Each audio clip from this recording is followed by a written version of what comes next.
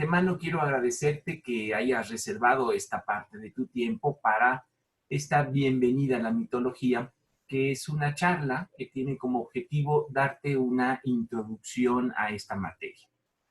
En principio, la plática está pensada o dirigida a personas que quisieran incorporarse a nuestros cursos y que sin esta introducción probablemente se sentirían desorientados o podrían albergar expectativas falsas sobre el material o la forma de tratarlo. También estoy pensando en las personas que se han incorporado recientemente a los cursos y que de repente me escuchan utilizar términos y conceptos sin que hayan tenido una introducción apropiada. Y desde luego también, pues para las personas que llevan años favoreciéndome con su escucha y su atención, a quienes creo que tampoco les vendría mal del todo reforzar algunos conceptos. Y también, pues aquellos que simple y sencillamente tienen curiosidad por saber qué es la mitología, independientemente que tomen uno de nuestros cursos o no. Les pedimos que mantengan sus micrófonos cerrados para evitar las interferencias y que si tienen alguna pregunta la planteen al final. Yo me voy a quedar aquí hasta tratar de responder las dudas que tengan. Y bueno, al final de la plática, Alicia nos va a dar un recorrido por esta página de internet que estamos estrenando y con ella van a poder abordar también cuestiones de tipo práctico y administrativo. Bueno, vamos entonces a entrar en materia. Decía que la mitología es una disciplina que requiere de una introducción porque no se conoce muy bien qué es eso de la mitología. Lo más probable es que tú tengas en mente por mitología lo que llamamos las mitologías del mundo, la griega, la egipcia, la celta, la mesoamericana, bueno, la de cualquier región cultural. Esto en principio es correcto. Mitología es un conjunto de historias referidos a una tradición o a una región o bien agrupadas por una cierta temática. Pero esta es solamente una de las dos acepciones del término. En un segundo sentido, vamos a decirlo así, entendemos también por mitología los estudios que se han hecho sobre estas historias, tratando de descubrir cuál es su sentido, cuáles son sus significados. Digamos, una teoría hermenéutica, o como algunos le llaman, una ciencia del mito. Estos estudios acerca del mito van a poderse entender muy bien en torno a 4 preguntas fundamentales que son las que de alguna manera le dan una columna vertebral a la mitología. Y esto tiene que ver en principio con el origen, cómo se originan, por qué, etc. La segunda cuestión tiene que ver con la función, es decir, ¿para qué sirven o para qué han servido los mitos? La tercera es la que tiene que ver propiamente con el significado o con la referencia. ¿A qué se refieren? ¿De qué hablan? ¿Qué significan? Y la cuarta es la pervivencia del mito, un fenómeno que llama mucho la atención porque sabemos que estas historias continúan de una forma diferente, pero que se van actualizando y van recibiendo nuevos sentidos, porque a través de distintas épocas se va haciendo una recepción de este mito en un lugar y en un tiempo diferente al que se originó, y entonces vamos a tener toda una estela de recreaciones del mito que podemos apreciar en las artes literarias, en la pintura, en la escultura, en la música, en el cine, y que también es parte de los estudios mitológicos. Entonces, estas dos acepciones en realidad pues no están divorciadas una de la otra. Es decir, no podemos hacer investigación de los mitos sin tener mitos sobre los cuales investigar. Pero sí sería posible solamente conocer estas historias sin necesariamente hacer el trabajo de investigar su origen, función, significado y recreaciones. Es más, por lo regular, quien se acerca a la mitología Pues es porque quiere saber pues, las historias de los dioses, de las diosas, de las heroínas, de los héroes. Pero yo pienso que para esto realmente pues no necesitarían ustedes un curso de mitología, por más que pudiera ser agradable escucharlas, porque para eso pues hay diccionarios de mitología que se la van a saber mejor que ningún otro. Y creo que tampoco se justificaría tener un centro de estudios mitológicos solamente para dar a conocer estas historias que, por cierto, pues están un tanto olvidadas. En cualquier caso, lo que quiero decir con esto es que un estudio serio de la mitología tiene que incluir las dos acepciones del término. Estudiar un mito o estudiar mitología, entonces, como te podrás dar cuenta, pues no es una tarea fácil. Por principio de cuentas, no podemos nosotros estudiar un mito o un personaje mitológico sin tener en cuenta la familia a la que pertenece. Seguramente estarás familiarizado con la familia de los olímpicos. Bueno, pues haz de cuenta que no podrías comprender a uno de los miembros de esa familia, puede ser Hera o puede ser Zeus o el que tú quieras pensar, sin conocer al resto de la misma. Cuando definí los mitos en su primera acepción como un conjunto de historias, ¿verdad? Ya desde ahí tenemos una cierta perspectiva sistémica. En el siglo XIX, por ejemplo, la moda en aquel entonces era hacer grandes monografías sobre un personaje mitológico, ¿no? Zeus, y entonces escribían volúmenes y volúmenes acerca de Zeus, tratando de abarcar todo lo relacionado con él. Pero cuando llega el estructuralismo, nos damos cuenta de que en realidad los mitos forman estos sistemas en donde unos personajes y otros, o unas historias y otras, tienen relaciones entre ellos que son los que nos permiten entenderlos. Por eso es que es muy incompleto pretender estudiar un mito o un ciclo mitológico sin estudiar los demás. Así que esta ya es una primera dificultad.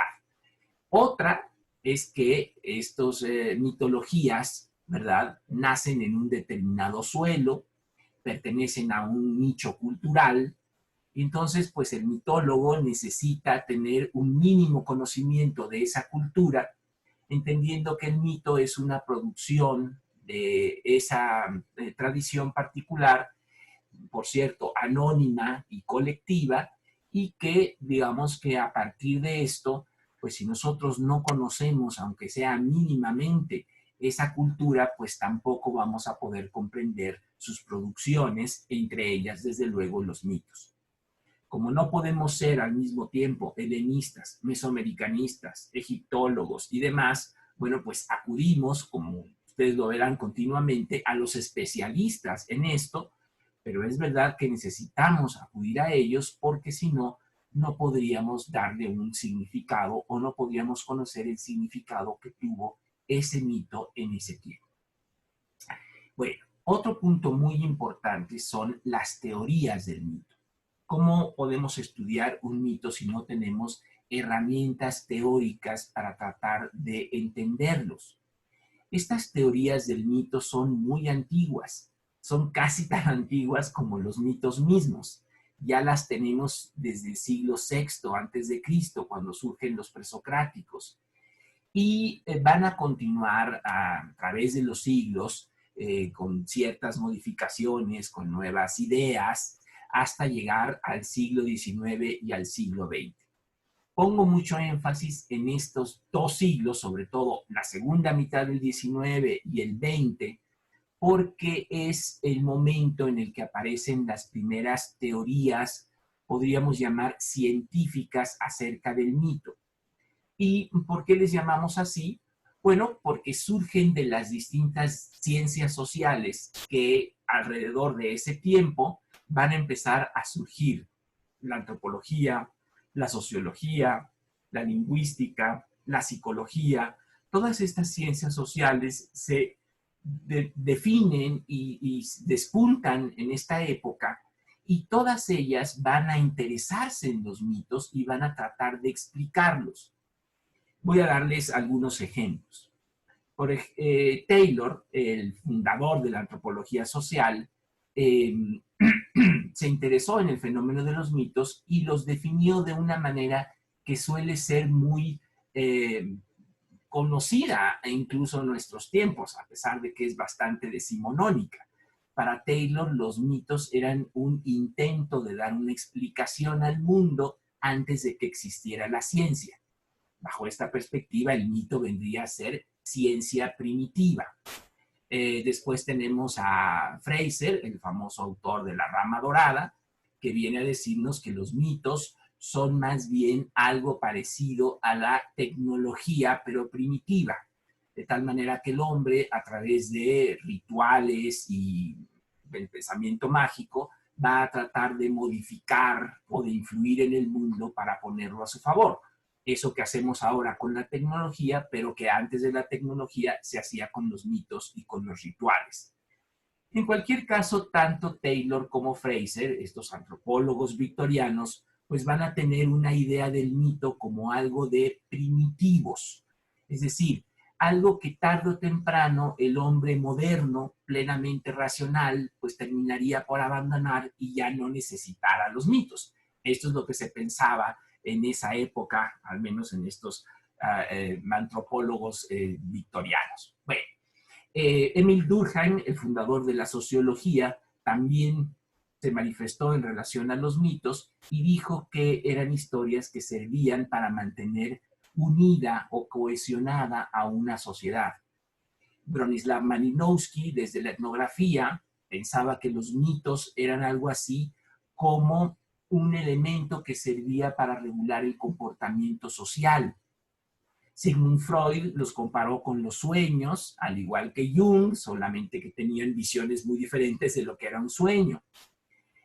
Apoyado en los estudios de la lingüística de Ferdinand de Saussure, Claude Lévi-Strauss desarrolló el estructuralismo, esta teoría según la cual los mitos son muy parecidos al funcionamiento del lenguaje y establecen relaciones de oposiciones binarias entre sí. Joseph Campbell dijo que los mitos eran metáforas sobre los potenciales espirituales que animan la vida del cosmos y también la del ser humano.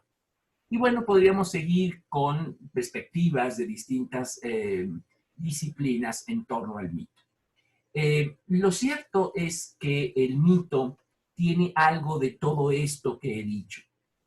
Sin embargo, ninguno de ellos encontró, y no estamos hablando de pensadores de segunda categoría, ni mucho menos, sino de las grandes luminarias en las ciencias sociales del siglo XX, ninguno encontró la clave única para la interpretación de los mitos. Y en parte esto tiene que ver porque esa clave única no existe. El mito tiene algo de todo esto. ¿Tiene algo de psicológico? Sí, pero no solo. ¿Tiene algo de sociología? Pues sí, pero no es sociología. ¿Tiene algo de literatura? Sí, pero tampoco es exactamente literatura. Entonces, ¿tiene algo que ver con la religión? Sí, muchos mitos tienen que ver con la religión, pero no necesariamente. Entonces, el problema que tenemos con todas estas teorías, reconociendo lo mucho que le han aportado a la mitología, es que cayeron en una especie de reduccionismo, porque cada uno de ellos se acercó a la mitología desde su disciplina de estudio y trató de comprender este paquidermo mitológico. Estoy haciendo alusión a la famosa parábola de Rumi de los ciegos y el elefante, en donde, como recordarán, estos hombres ciegos están tratando de decir que es un elefante y cada uno lo describe desde la parte en la que está, confundiendo la parte por el todo. Pues no es que el elefante no tenga orejas o no tenga cola o no tenga trompa, pero no es una trompa, ni una oreja, ni una pata. Entonces, se creyó que o se entendió que estas partes podían referirse o describir el todo, pero ciertamente no es así. Entonces, el problema que tenemos aquí es que además, como suele suceder en muchos casos, cada uno de ellos defendió y descalificó o para defender, descalificó en muchos casos las visiones de los que estaban en otro lado, y entonces se rompió un diálogo que hoy nosotros estamos tratando de reconstruir, respetando cada una de esas aportaciones y buscando más bien las partes en las que son complementarias de aquellas en las que no calzan entre sí.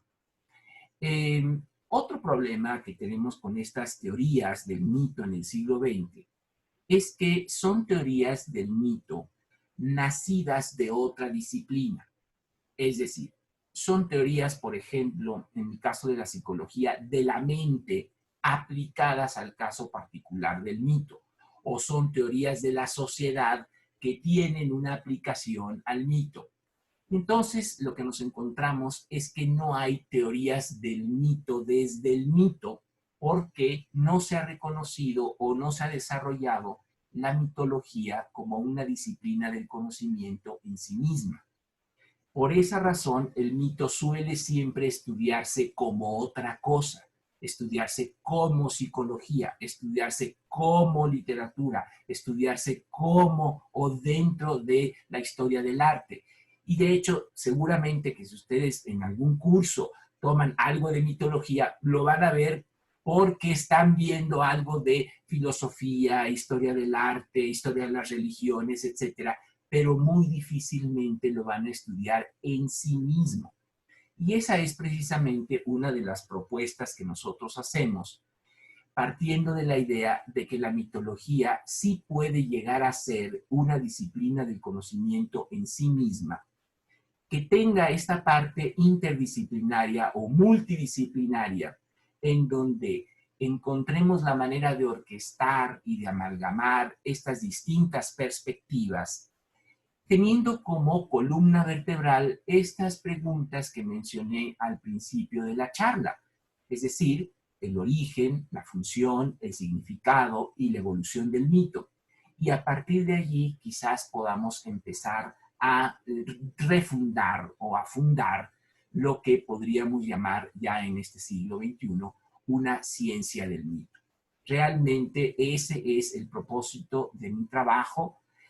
A eso van también encaminados los esfuerzos de este Centro de Estudios Mitológicos, que finalmente quiere ser una pequeñísima contribución para darle a la mitología el estatus de una disciplina del conocimiento con un fundamento y con un tronco propio.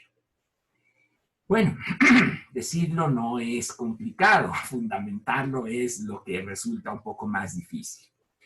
Y ciertamente tenemos que empezar por la parte más complicada de todas. No es difícil definir mitología en sus dos acepciones. Lo hicimos fácilmente y no tuviste ningún problema para entenderlo. El problema es cuando tratamos de definir nuestro objeto de estudio, que son los mitos. Porque entonces la pregunta es, bueno, ¿y qué es entonces un mito? ¿Qué es lo que tú me dices que vas a estudiar? Pero el problema es que no existe, como dijo un helenista llamado Kirk, no existe una definición universal o platónica del mito que abarque a todos los casos particulares. No vas a encontrar una definición del mito que aplique para todas las cosas que se han llamado o historias que se han llamado mitos, o incluso ni siquiera historias, sino personajes o lugares o cosas por el estilo. A todas las definiciones o les sobra o les falta algo. No existe una definición perfecta de mito. Así que tenemos que contar con eso en nuestra ciencia de los mitos o en la disciplina de la mitología. Coloquialmente, se entiende por mito una falsedad o una mentira, una creencia errónea. Esta idea, que es la que tiene la gran mayoría de las personas, es producto del racionalismo que, digamos, hace 3 siglos empieza a dominar en el mundo, que va a terminar por conformar nuestra modernidad, y a partir de ello y del despunte de las ciencias exactas, pues el mito va degradándose cada vez más y más hasta quedar como algo que utilizamos como sinónimo de mentira.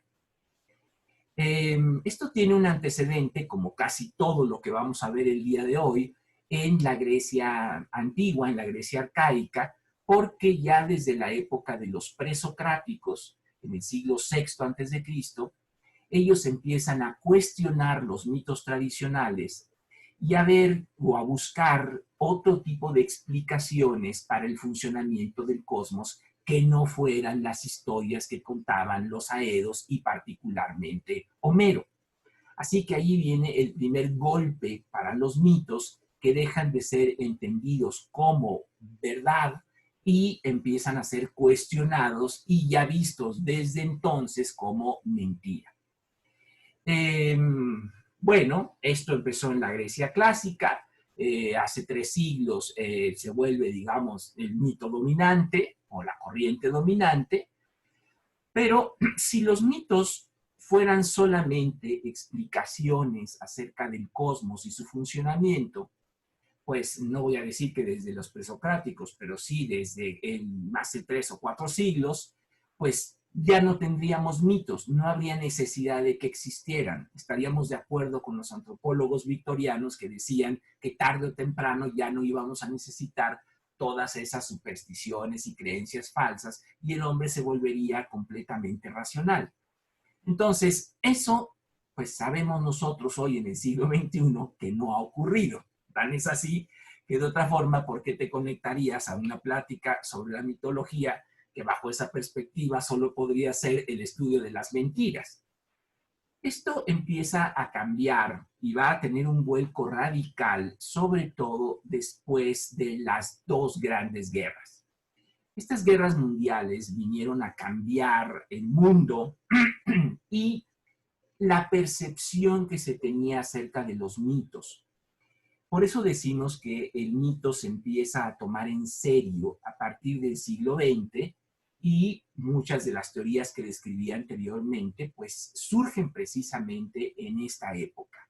Pero tienen relación con las guerras mundiales porque no olvidemos que estas guerras surgen en los países que entonces eran los más avanzados científica y tecnológicamente, donde uno esperaría que no surgiera esa terrible barbarie, y con lo que nos vinimos a encontrar fue con la aparición de un nuevo mito, que fue el nazismo, que puso en peligro el mundo y que llevó a un cuestionamiento acerca de si realmente era posible o incluso deseable tratar de quitar o de eliminar esta dimensión mítica del ser humano.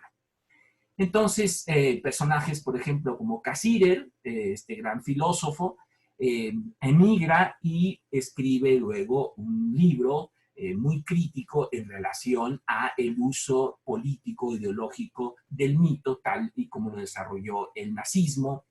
Otros autores como Joseph Campbell empiezan a buscar planteamientos, digamos, ecuménicos, pero en cualquier caso, lo que empezamos a encontrar es una rehabilitación del mito y de nueva cuenta tenemos que enfrentarnos a esta antigua discusión filosófica acerca del mitos y el logos. Esta también tiene su antecedente en la antigua Grecia. Son 2 términos que originalmente quieren decir palabra o historia, que a través de los siglos ya significan otra cosa para nosotros y que desde el momento en el que los presocráticos empiezan a cuestionar estos mitos tradicionales, pues esta palabra mitos se va a devaluar en relación a la palabra logos, después va a venir el pensamiento filosófico y poco a poco, junto con el desarrollo de una cultura cada vez más escrita que oral, pues va a terminar la devaluación del mitos. De todas maneras, en aquel entonces ya surgieron los que conocemos como los defensores de Homero. Porque claro, todas estas críticas estaban dirigidas al primer y más importante poeta de todos, al que se le calificaba a veces de inmoral o bien de inverosímil o de absurdo. Platón decía que debía dejar de ser el educador del pueblo, etcétera, etcétera. Y entonces surgen los defensores de Homero para decir que en realidad Homero ni es un mentiroso, ni es un... está hablando de manera, digamos, impía de los dioses, no es inmoral, etcétera, sino que simple y sencillamente no lo estamos leyendo bien. Y es en ese momento donde aparece quizás la corriente de interpretación de los mitos más larga, más longeva que hay, que son la tradición alegórica. Esta idea de que el mito está diciendo una cosa, pero al mismo tiempo está queriendo decir otra.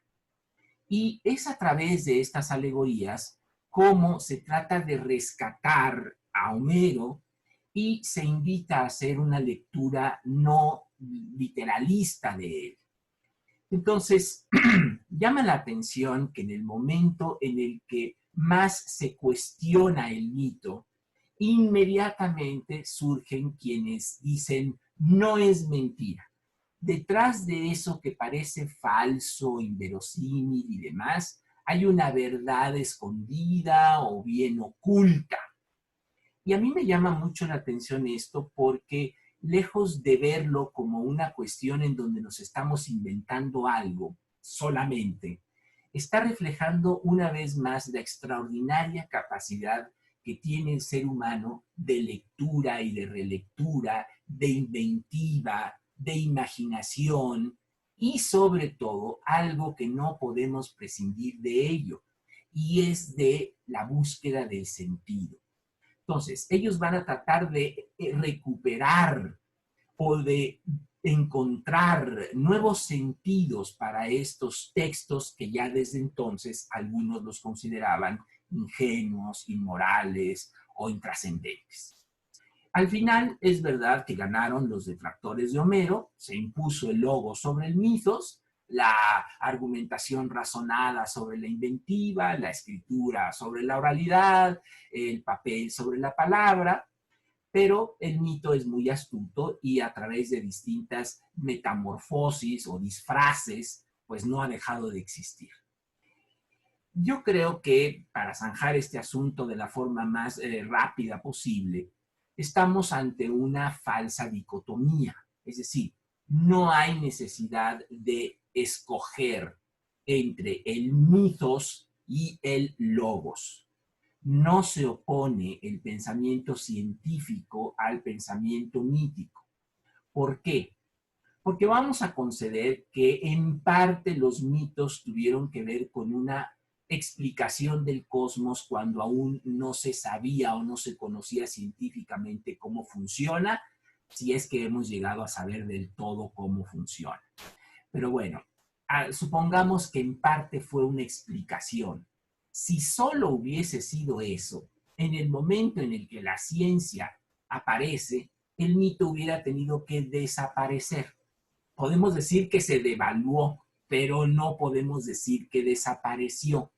Y no puede desaparecer porque en el fondo, más que tratar de explicar, el mito lo que hace es expresar algo que no se podría decir de una forma cuantitativa, aritmética, matemática. Nosotros podemos saber a qué distancia está la luna, podemos saber de qué está compuesta ella, podemos inclusive llegar a pisarla. Muy bien. Pero eso no descalifica el poema de Sabines cuando nos dice que nos bebamos la luna a cucharadas. Bueno, evidentemente, ese conocimiento científico de la luna se refiere a una cosa y decir que nos podemos beber la luna a cucharadas es una forma de expresar algo que no es en realidad ni falso ni verdadero. ¿Tú dirías que eso es falso o verdadero? En realidad es una manera de expresar algo que no se podría decir de otra forma. Y esa es la razón de fondo por la cual los mitos no han desaparecido.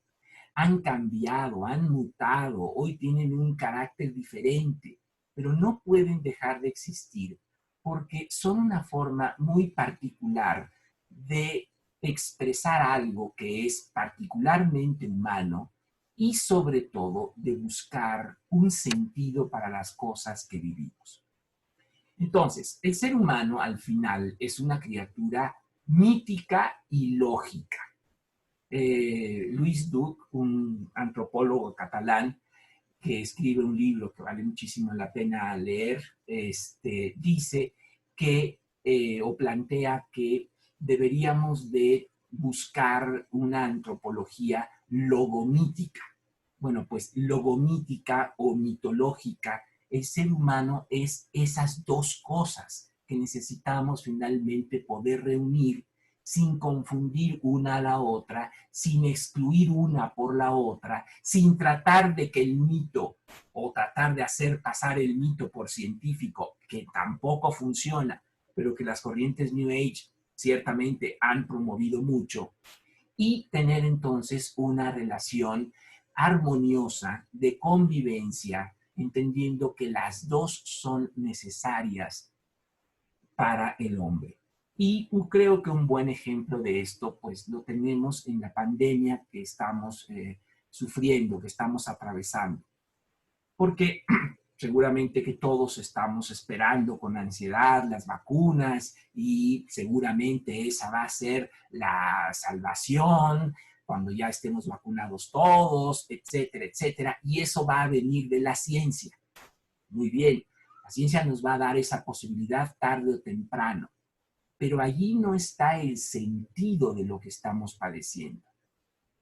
El sentido de lo que estamos padeciendo necesitamos encontrarlo recurriendo a algo que es la imaginación y esta necesidad que tiene el ser humano de darle un sentido a lo que vive. Y en estos términos, ¿verdad? Creo que el COVID o la COVID nos ha permitido reconocer una vez más la frágil condición humana y cómo una criatura microscópica ha puesto este mundo de cabeza. Y bajo esta perspectiva podríamos pensar que el COVID nos ha venido a curar de lo que los griegos llamaban antiguamente la ibris, ese orgullo desmedido del hombre que se siente más de lo que es y que hoy pues ha puesto este pequeñísimo criatura microscópica y sus variantes verdaderamente de cabeza con todo lo que extralimitadamente pensamos que somos. Bueno, entonces superamos la etapa en la que creíamos que podíamos superar a los mitos. Y entonces tenemos en esta segunda mitad del siglo XX una aproximación totalmente diferente en la que el mito se toma en serio. Ya no se le considera cosas de primitivos y de gente irracional, ya no se le considera tampoco una cuestión de ornato y de una gran cultura, porque yo sé quién es este y este personaje y demás, que también tiene así tintes decimonónicos y qué sé yo. No, para eso tampoco realmente servirían los mitos, ni nos lo tomaríamos en serio para tener el oropel de una gran cultura. Los mitos se toman en serio por el enorme valor que tienen en términos ontológicos y hermenéuticos y todo lo que podemos aprender del hombre a través de ellos y porque sabemos que gracias a ellos nos volvimos seres humanos y que nunca vamos a poder dejar de tenerlos. Bueno, se habrán dado cuenta o no que esto fue una larga digresión para no tomar al toro por los cuernos, porque comencé diciendo que lo más difícil en esta ciencia del mito es definir la astifina cuestión de qué es un mito.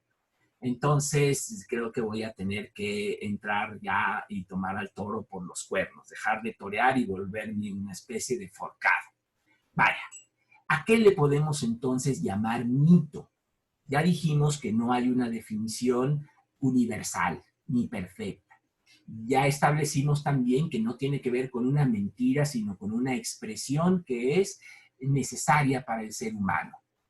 Bueno, vamos entonces a tratar de dar algunas luces sobre lo que podría ser o podríamos llamar un mito. Con todas las salvedades del caso, vamos a partir de que el mito es una historia, ¿vale? Es una narrativa que ha sido lo suficientemente importante, ¿no?, como para transmitirse de generación en generación, es decir, que no se ha perdido. En ese sentido es que estamos hablando de una historia tradicional que precisamente por su importancia se sigue contando o se sigue escribiendo o se sigue representando de alguna manera. Bien, ¿qué tiene el mito de diferente de otro tipo de expresiones narrativas? Estarán de acuerdo que la historia es una expresión narrativa, o que la novela es una expresión narrativa, o que también lo es el cuento. ¿Qué tendría de diferente el mito en relación a la historia o a la novela y al cuento? Bueno, básicamente podemos decir que una de las características que hacen al mito no solamente una historia tradicional, sino con sus particularidades muy específicas, es el hecho de que es una narración incierta e incomprobable. ¿Vale? Nos vamos a jugar con estas dos palabras, incierta e incomprobable. Y vamos a contrastarlos con la historia y la novela. En la historia nosotros estamos ciertos de que eso ocurrió, que hubo alguien que se llamó Jesús, que vivió hace como 2000 años y murió crucificado. Eso es histórico, eso sabemos que ocurrió. Bien. Cuando vamos a la novela o cuando vamos al cuento, también podemos estar ciertos, pero estamos ciertos de que eso no ocurrió, de que no existió ni Caperucita, ni el lobo, ni el bosque. Entonces, en los dos casos tenemos certeza. En la historia, certeza de que ocurrió; en la novela y en el cuento, de que no ocurrió. ¿Qué pasa con el mito? Bueno, pues que el mito es un tipo de narrativa que está a caballo entre estas dos, que no es ni totalmente histórico ni completamente ficcional, y que tiene este carácter de incertidumbre e incomprobabilidad. Es cierto que en el mito hay muchos elementos, digamos, inverosímiles, y por eso algunos definen el mito como historias fabulosas o inverosímiles y demás. Sí hay partes inverosímiles en los mitos, sobre todo en la mitología divina, pero ya que nos acercamos un poco más a ella, no hay tanta inverosimilitud como uno pensaría. Entonces, casi podemos estar seguros que Helena no nació de un huevo, pero nunca vamos a estar totalmente ciertos de si hubo una guerra causada por una mujer. Esto es incierto y además es incomprobable. Los folcloristas, que son los que estudian las historias tradicionales y otra de las disciplinas relacionadas con la mitología, nos dicen entonces que el mito ocupa un lugar intermedio entre ficción y realidad.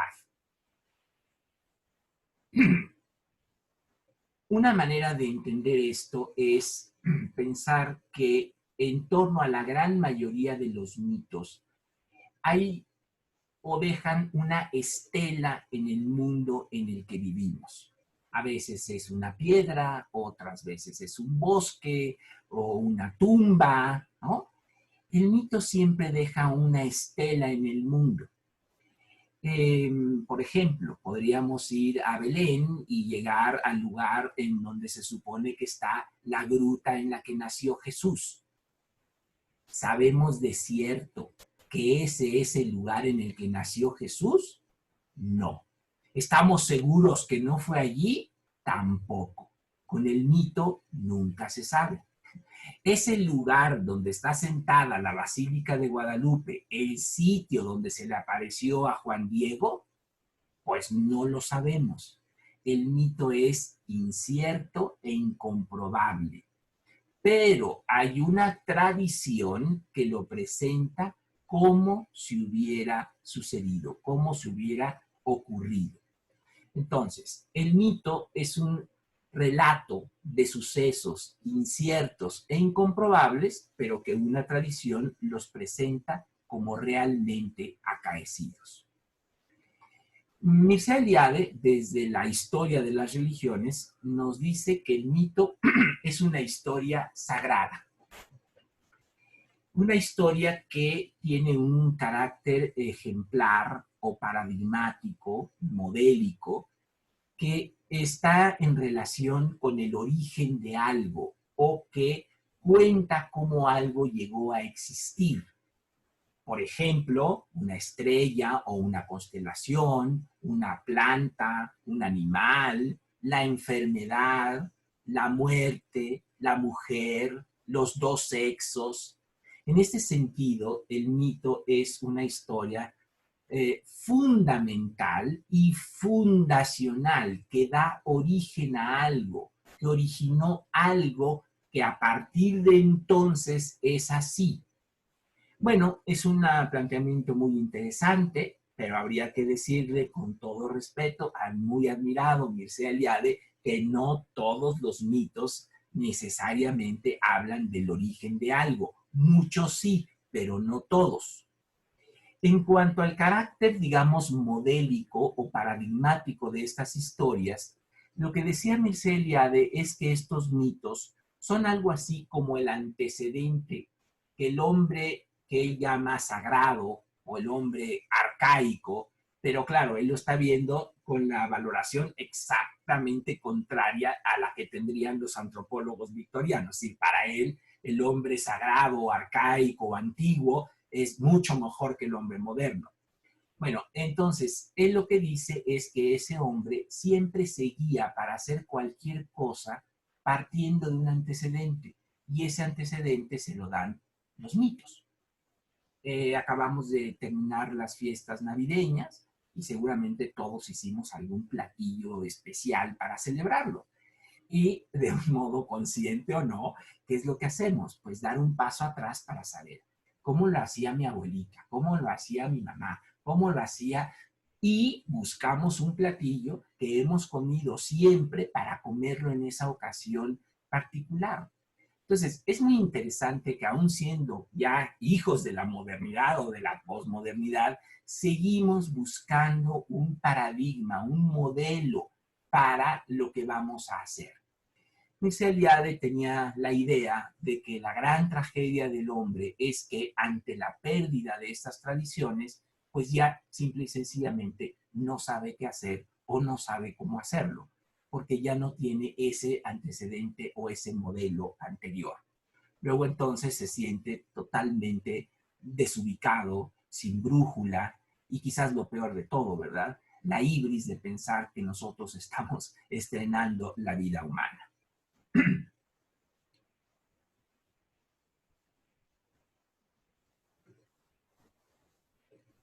Bueno, pues ¿qué les parece si definimos el mito de alguna manera?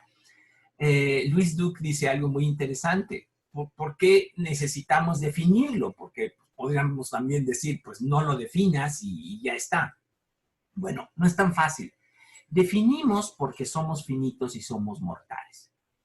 Y por eso mismo necesitamos definirnos y necesitamos definiciones.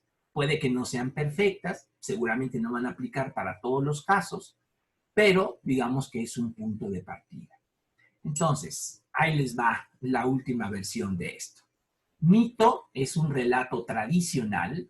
Ojo, esta definición solo aplicaría para mitos tradicionales, que es incierto e incomprobable y aún así se cuenta como si hubiera ocurrido, y que relata la actuación memorable y paradigmática, modélica, de personajes excepcionales, que pueden ser dioses o héroes, en un tiempo prestigioso y lejano, como se suele decir muy elegantemente, in illo tempore, en aquel tiempo, en otro tiempo.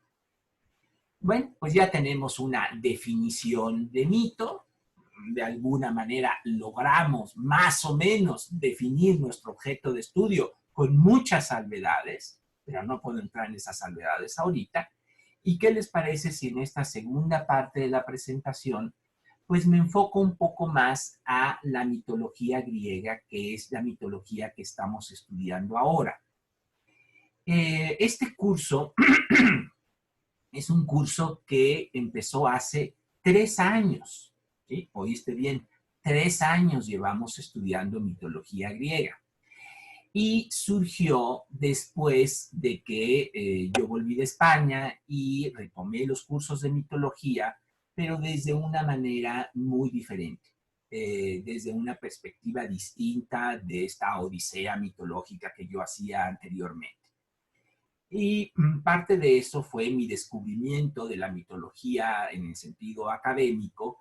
Eh, y cuando terminamos de ver todas estas distintas aproximaciones y teorías y corrientes de interpretación de los mitos, que mis pobres alumnos sobrevivieron a ese curso tan teórico, en donde apenas les ponía algún ejemplo como para poder aterrizar estas ideas, se me ocurrió tomar a la mitología griega como un caso ejemplar en donde nosotros pudiésemos reunir estas dos acepciones del término, es decir, el conocimiento de las historias, pero también la investigación sobre las mismas. Y para variar, pues no sabía en la que me estaba metiendo, ¿verdad? Porque si ya la mitología griega es absolutamente inconmensurable en términos de la cantidad de historias, de personajes, de situaciones, variantes, versiones y demás, ya no les quiero contar de los estudios que se han hecho sobre esos mitos. O sea, llenaríamos bibliotecas enteras con esto. Bueno, ¿por qué tomé la mitología griega y no otra, habiendo tantas, para ejemplificar? Bueno, pues en primer lugar, debo decirlo, pues por una inclinación personal. Me gusta la mitología griega. Además, pues a través de lo que he venido medio aprendiendo en las mitologías del mundo, pues también un día me di cuenta que era imposible conocerlas todas. No sé si Mircea Eliade o Joseph Campbell realmente, más allá de sus libros, vaya, es imposible conocer ni siquiera una, ya no digamos todas. Entonces, pues también entendiendo que en cierto modo me tenía que especializar, pues escogí la mitología griega por estas cuestiones personales, pero no solamente por esto. La verdad es que la mitología griega o la mitología clásica, que es como le llamamos cuando incluimos la parte latina, la parte romana, viene a ser algo así como la lengua franca de los mitos. Esta expresión, lengua franca, ¿verdad? Que es algo así como ese lenguaje que se inventa o que se crea para todos aquellos que vienen de otras lenguas maternas, pero en la que todos se pueden entender. Obviamente esa lengua franca en nuestros tiempos es el inglés, ¿verdad? Pero la lengua franca de los mitos ha sido, y me temo que será por muy de moda que se ponga la mitología de los vikingos y demás, la mitología clásica, la mitología griega. Porque independientemente de que haya mesoamericanistas o egiptólogos o etcétera, todos vamos a tener esta mitología como el lugar en el que nos encontramos, como la mitología que nos da un punto de encuentro. Y por eso es que es tan importante esta tradición y en general las tradiciones. Más adelante voy a hablar de Gadamer y van a ver por qué esto es tan importante. Nos permite un punto de encuentro, nos permite dialogar porque es la mitología que más o menos conocemos todos. Por otro lado, es la más cercana a nosotros. Digo esto más allá de reivindicaciones que pueden ser muy válidas, pero por cuestiones históricas nosotros hablamos una lengua indoeuropea, no hablamos, yo no hablo náhuatl, ni hablo maya, ni tampoco hablo griego ni latín, hablo castellano, pero el español es una lengua indoeuropea. Entonces, es la mitología más cercana a nosotros. Y esto pues es muy fácil de comprobar, ¿verdad? Tenemos muchas palabras que hemos heredado del griego, tenemos calles que llevan nombres de dioses y de diosas griegas, tenemos, bueno, una cantidad de pinturas, de esculturas, etcétera. Entonces, es la más próxima a nosotros. Si tú quieres aprender algo, pues empieza por lo que es más cercano a ti. Te puede resultar y puede resultar muy interesante la mitología japonesa, pero si no vas a ir a Japón, pues bueno, como una referencia y como cultura general de los mitos está bien, pero no te la vas a encontrar en tu vida y muy pronto se te va a olvidar. Entonces, por eso es muy importante la mitología clásica. Y luego, porque pues todos tenemos algo de griegos, ¿no? Cada vez tenemos menos de griegos, pero algo nos queda. No lo digo solamente por la democracia, que también es importante, sino porque de los griegos heredamos su amor por el diálogo, el hacernos preguntas. Pues, la mitología, la hermenéutica mitológica surge de empezar a cuestionar los mitos tradicionales. La única cultura que nosotros sabemos que cuestionó sus mitos fueron los griegos, y ahí es donde empieza lo que llamamos mitología. Los viajes, el gusto por el conocimiento, el asombro, la libertad, todo eso de alguna manera nos viene de esta herencia. Nuestro imaginario cultural está, digamos, repleto de fantasmas helénicos y nuestro humanismo, de una o de otra manera, está ligado a los griegos. Entonces, bueno, pues por todo esto es que yo tomé la mitología griega o la mitología clásica, porque luego también vemos cosas de la literatura latina y de la cultura latina, para ejemplificar este estudio coordinado de las dos acepciones de la mitología. Bueno, ¿qué hemos visto hasta ahora? ¿En qué vamos? Pues para ser honesto, ya vimos casi todo. Hemos visto muchísimo porque empezamos con la mitología divina, la familia olímpica, pero antes los preolímpicos o los olímpicos, etcétera. Luego la abundantísima mitología heroica, porque el griego tuvo una especial predilección por los héroes. Los héroes están en muchas otras culturas, pero nadie se interesó tanto por el héroe o la heroína como lo hicieron los griegos. Entonces, la mitología heroica es abundantísima. Empezamos con Perseo, vimos a Teseo, a Hércules, en fin. Bueno, hemos pasado ya prácticamente por todo y estamos al final de la mitología heroica. Estamos en el ciclo troyano, que es con lo que va a terminar la mitología griega. Y este ciclo troyano lo dividimos, imagínense lo amplio que es, en 3 etapas. A la primera le llamamos antehomérica, que incluye todos los antecedentes y preparativos para la guerra de Troya. Luego viene una etapa homérica, que es lo que narra Homero en la Ilíada, que no es toda la guerra, ni siquiera un año, 51 días de una guerra que duró 10, y en donde pa' colmo ni siquiera nos cuenta el final, porque termina en los funerales de Héctor. A esa etapa le llamamos homérica. Esto no es algo nuevo, esto viene ya desde el siglo II antes de Cristo, esta organización. Y la última etapa se conoce como posthomérica. Entonces, esta posthomérica va a ir desde los funerales de Héctor hasta el regreso de los últimos héroes. Pues es muchísimo material. Lo que hemos hecho entonces es subdividirla en 2 partes. La primera, que va de los funerales de Héctor a la caída de Troya, que es lo que acabamos de ver en el último curso, y ahora nos falta la otra parte del trayecto, que es lo que sucede desde la caída de Troya hasta el regreso de los últimos héroes. Esto último es lo que vamos a ver en este nuevo módulo o en este nuevo ciclo de historias que de modo muy general podríamos titular los nostoi. Nostoi es una palabra en griego que significa regresos en plural.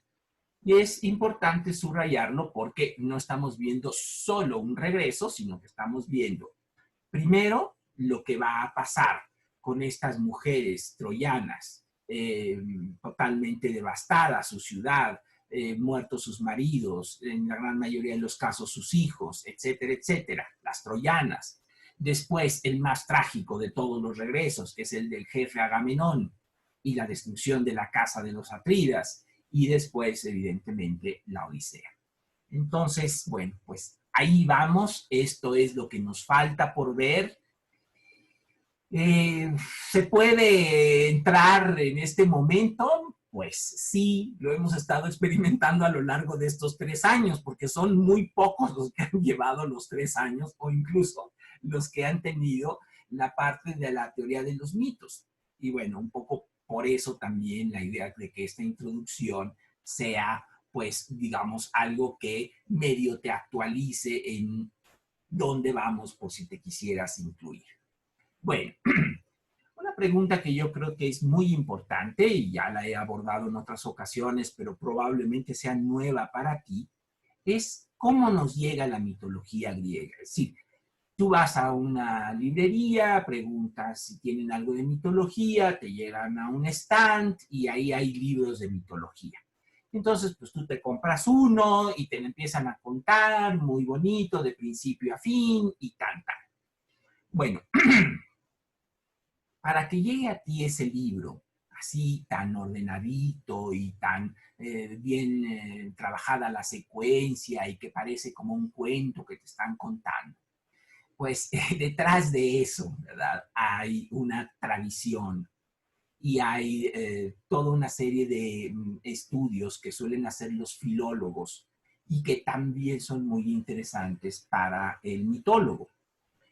La mitología griega en realidad es producto de una tradición muy larga que comienza siendo desde luego oral, que por lo mismo no podemos establecer desde cuándo, porque la oralidad no se puede traducir en una forma histórica precisa, pero que si pensamos que los griegos son de origen indoeuropeo y sabemos por algunas teorías lingüísticas y algunos testimonios arqueológicos que probablemente vienen de las estepas rusas por ahí del año 2000 antes de Cristo y que entran en el territorio actual de Grecia por ahí del 1800 y que son parientes de las culturas de la India, en fin, de todos los indoeuropeos. Bueno, si seguimos esa teoría, estaremos pensando que es una tradición que se mantuvo oralmente más o menos durante 1000 años. Esto requiere un gran esfuerzo de memoria, de conservación oral extraordinaria para que unas historias que se consideran muy importantes se mantengan vivas a través de la oralidad. Entonces, cuando los griegos, por este espíritu de conocimiento y de viajes y de aventuras que tienen, se topan con los fenicios, van a adoptar la escritura alfabética de los fenicios y la van a modificar un poco y entonces van a empezar a escribir sus historias. Entonces, este momento es muy importante. Creemos que sucedió alrededor del siglo 8 antes de Cristo, ¿no? Y que de estas historias, que deben haber sido muchas, pues por escrito solamente nos han llegado 2, que son la Ilíada y la Odisea, ¿vale? Entonces, la literatura griega comienza con esas historias. Ahora bien, si tú me preguntaras, oye Pedro, ¿por dónde empiezo a estudiar la mitología griega? ¿Qué? Empiezo leyendo la Ilíada y la Odisea porque son las primeras obras. Mi respuesta sería, pues no te lo recomiendo mucho. ¿Y por qué me atrevo a hacer esta aseveración un poco atrevida? Bueno, porque la Ilíada y la Odisea, ¿verdad? No están escritas en principio para que la leyera un mexicano o una mexicana del siglo XXI. Sí, el auditorio al que está dirigido este texto, que es una parte importantísima, el receptor, pues no éramos originalmente nosotros. Nosotros somos secundaria, terciaria o cuaternariamente, pero no lo somos en principio. Entonces, lo que suele suceder cuando tú tratas de entrar a estos textos, pues es que no entiendes nada, porque el autor presupone que tú conoces la mitología griega, lo cual evidentemente pues no es así, porque no eres griego del siglo 8 antes de Cristo. Entonces, Hay que entender que estas obras literarias están escritas no con la finalidad de que nosotros conozcamos la mitología griega de principio a fin, porque eso era algo que los griegos conocían sin necesidad de que hubiera un texto que las escribiera. Entonces, por eso es que estas obras literarias no están escritas con esa finalidad y no sirven tanto en principio para saber o para conocer la mitología griega en su conjunto. Tenemos que esperar varios siglos, desde Homero en el siglo VIII hasta la época helenística, estoy hablando del siglo IV al primero antes de nuestra era, para que aparezcan los primeros manuales mitográficos. Estos manuales mitográficos están escritos en prosa, ya no en verso, y sí están escritos con la finalidad de conocer la mitología griega de pe a pa o de principio a fin. Y de estos manuales mitográficos, el más importante, el libro de cabecera, ¿no?, es la famosa Biblioteca de Apolodoro.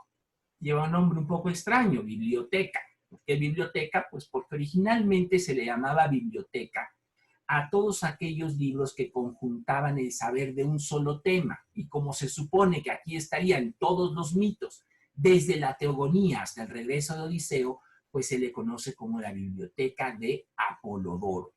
¿Quién fue Apolodoro? No tenemos la menor idea.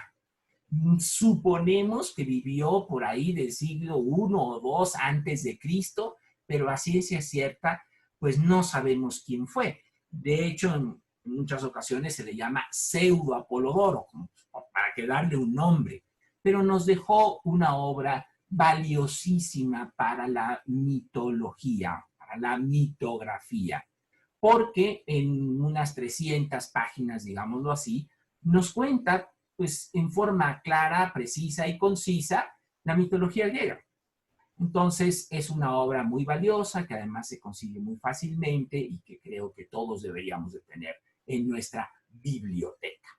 Bueno, esto también me sirve para volver a un término que suelo utilizar mucho y que a veces no me detengo tanto a explicitar, que es el término mitografía. Bueno, como todos los términos, puede tener un sentido, digamos, estricto o se le puede entender de una forma muy amplia. Si nosotros entendemos mitografía en el sentido amplio del término y etimológico, pues mitografía vendría a ser pues cualquier escrito que hable de mito.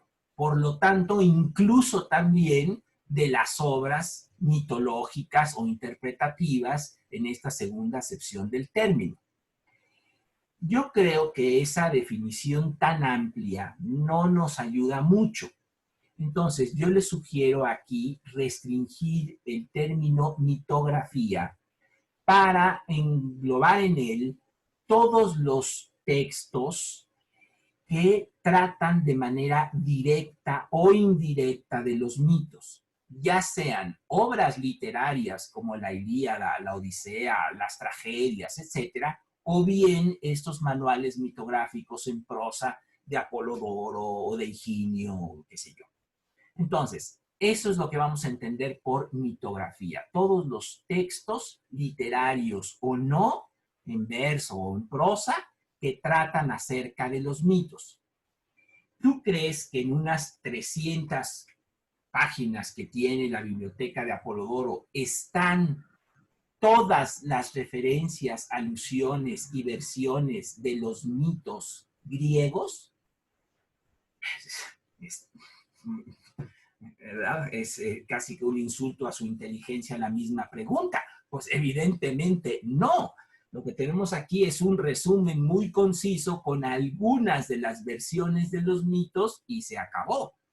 Pero lo que viene a ser la mitografía es un caudal verdaderamente extraordinario de material de literatura griega. No toda la literatura griega tiene que ver con los mitos, pero prácticamente toda ella, que va desde el siglo VIII a.C. con la Ilíada y la Odisea hasta, vamos a poner un término no tan largo, el siglo sexto de nuestra era, porque todavía en el siglo sexto de nuestra era, Nono de Panópolis está escribiendo sobre mitos griegos. Entonces, estamos hablando de, echen la cuenta, 14 siglos de escritura.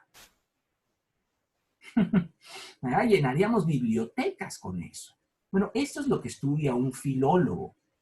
Nosotros no somos filólogos, no somos clasicistas, yo al menos no lo soy, pero de nueva cuenta, un mitólogo necesita tener un conocimiento mínimo de la filología griega para poder hacer mitología, porque no podríamos hacer mitología en el sentido interpretativo del término sin hacer mitografía. Eso no quiere decir que no haya mucha gente que lo haga. De hecho, hay muchísima gente que hace mitología sin hacer mitografía, ni tener en cuenta las versiones, ni buscar una versión de referencia, ni toda esa cosa a veces medio pesada que nosotros tenemos que hacer. Pero evidentemente ese es uno de los grandes errores. ¿Cómo voy a hacer yo mitología sin mitografía? Pues sería una mitología bastante endeble. Bueno, no solamente existieron esfuerzos antiguos por ordenar toda esta tradición que en su momento fue oral, sino que pues, luego ha habido otros manuales mitográficos en la Edad Media, en el Renacimiento y desde luego modernos. Voy a mencionar los más importantes que ustedes pueden encontrar prácticamente en cualquier librería o en internet. Está, por ejemplo, Los mitos griegos de Robert Graves, que por cierto Gregos acaba de editar en un solo volumen, normalmente son dos, pero ahora ya sacaron esta edición.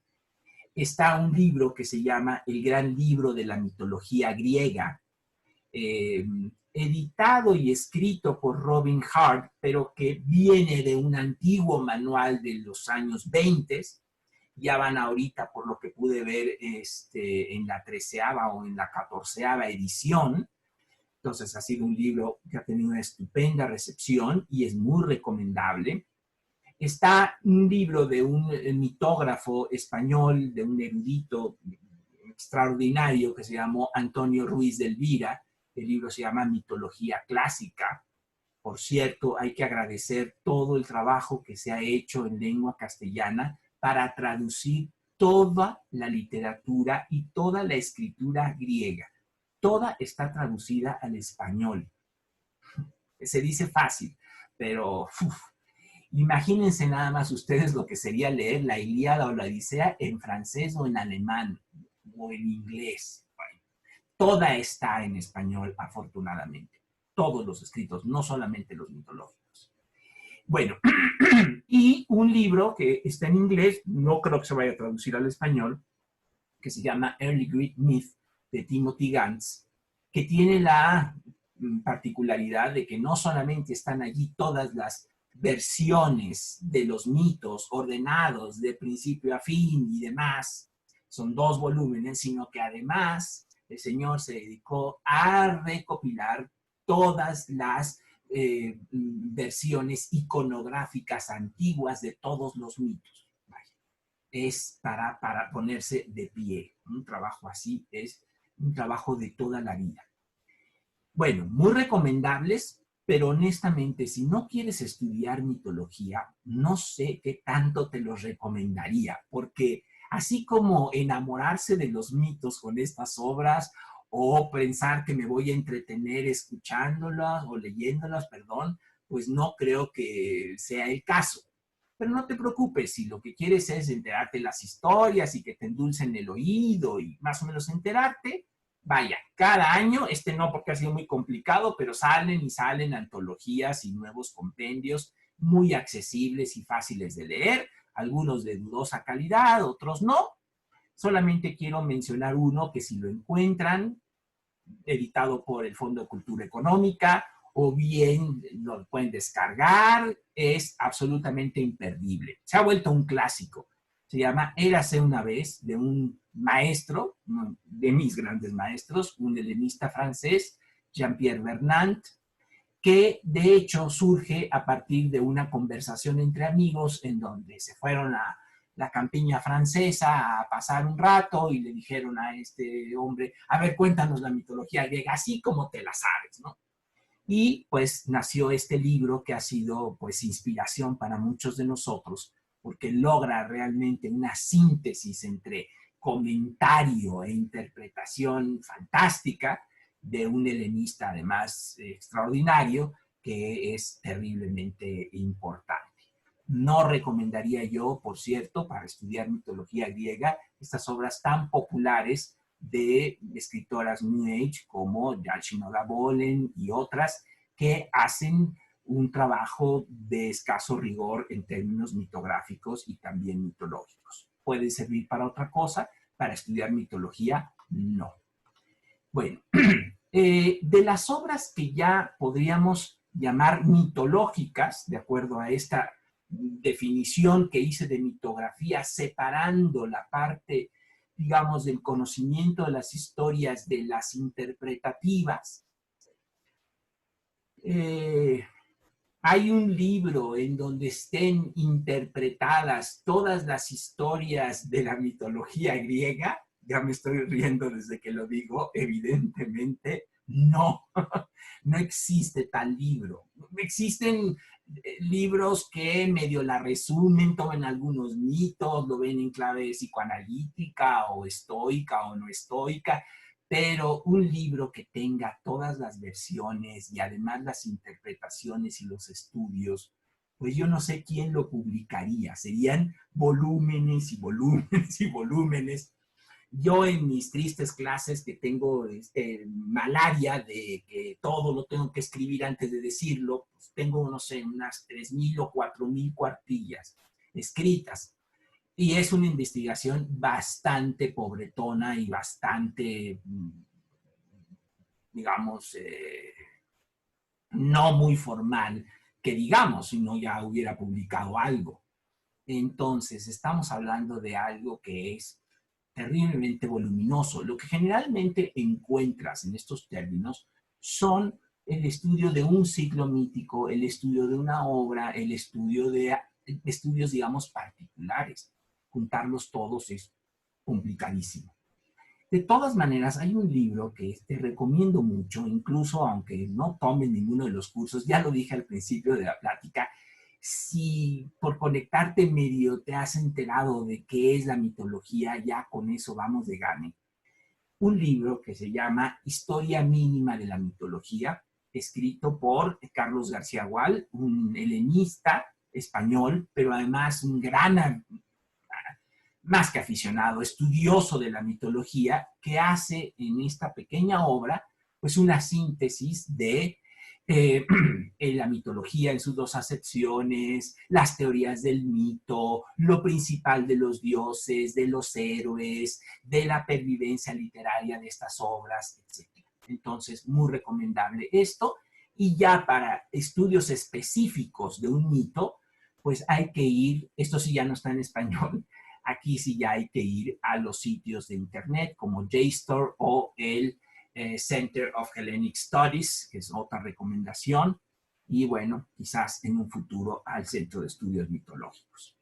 Bueno, teniendo en cuenta todo esto, creo que podemos considerar que 3 años de estudiar la mitología griega y todavía no acabarla, viene a ser algo así como un tiempo récord. Bueno, ya que hemos hecho la distinción entre textos literarios y otros que no lo son, ¿qué les parece si hablamos un momento de la literatura griega y de los géneros que vamos a encontrar en ella?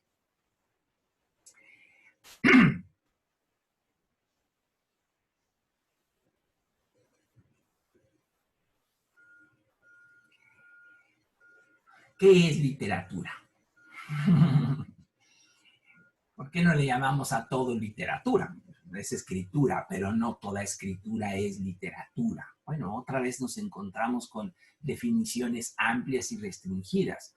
Algunos incluyen dentro de la literatura todo arte verbal, incluyendo en este caso expresiones solamente orales. Otras veces se utiliza el sentido más restringido de aquello que ha estado, que está escrito, que se pone por escrito. Vamos a tomar esta segunda para no hacernos muchas bolas y vamos a decir que es una escritura, pero que tiene un mérito artístico, ¿no? Donde la palabra escrita no sirve a una función meramente instrumental, sino que tiene una finalidad estética. Evidentemente, la Ilíada, la Odisea, las tragedias son obras literarias, tienen una finalidad estética. Bueno, en la cultura occidental, el origen de la literatura, como de casi todas las cosas, pues está en Grecia. Esto no significa que otras culturas antiguas no hayan tenido escritura, la tuvieron y la tuvieron antes que los griegos, o que no hayan tenido literatura, la tuvieron y la tuvieron antes que los griegos. No, no es por eso que es la cuna de la literatura occidental, sino porque todas estas escrituras y todos estos textos se conocieron mucho tiempo después de que Dante, de que Shakespeare, de que Cervantes nos dejaran sus grandes obras.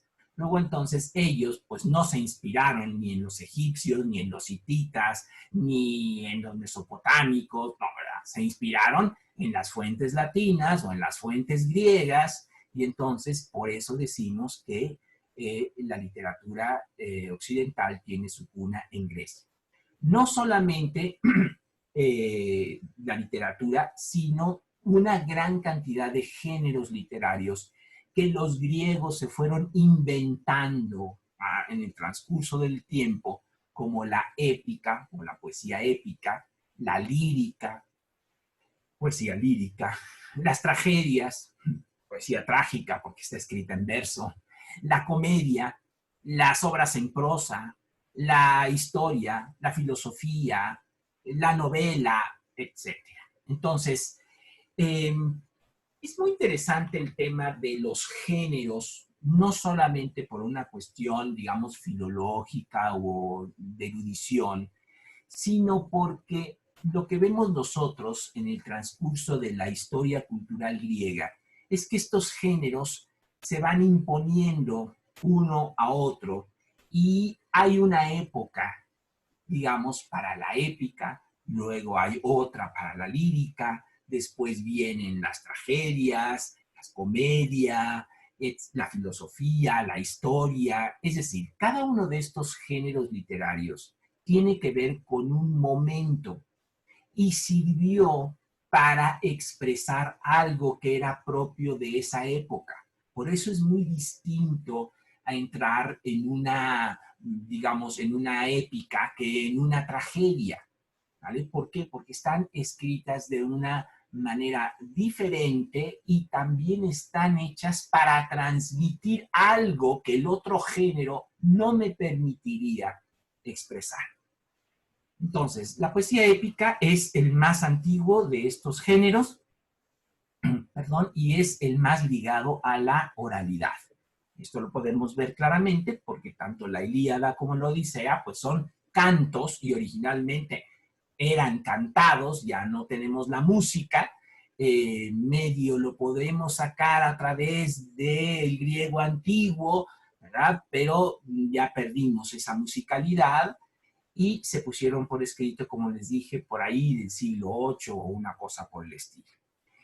Ahora, estas épicas están transmitiendo un sentido aristocrático de la vida, están impregnadas de una visión noble y heroica, en donde la palabra clave es arete. Arete es un término griego que significa virtud o excelencia. Entonces, la épica canta la arete, la excelencia de estos personajes, que no son movidos por intereses mezquinos o mercantiles, sino que buscan la gloria, la fama, la inmortalidad. Y por ello, como Aquiles, están dispuestos a llevar una vida corta pero gloriosa y no larga y anodina. O bien morir por valores como la amistad, el mismo ejemplo de Aquiles, o como el gran héroe troyano Héctor, que muere por los valores de la defensa de la familia y de la patria. Bueno, esa es la épica y la tenemos que entender bajo esta perspectiva. En el siglo VII y VI ya no se escriben épicas. Lo que encontramos es la poesía lírica. Encontramos himnos, de aquí vienen los famosos himnos homéricos, que nos sirven tanto para la mitología divina. Pero digamos que aquí ya no es un poeta inspirado por la musa el que está hablando a través de ella, sino ya es un autor, como podría ser Píndaro, o como podría ser Safo, que está expresando algo que él siente de manera particular. Esto ya tiene que ver con la mentalidad y con la época de la Grecia arcaica, de la Grecia del siglo VII o VI antes de Cristo. Después de esta etapa, ya en el siglo V, el famoso siglo de Pericles, ¿no?, viene la comedia y la tragedia, viene la dramaturgia.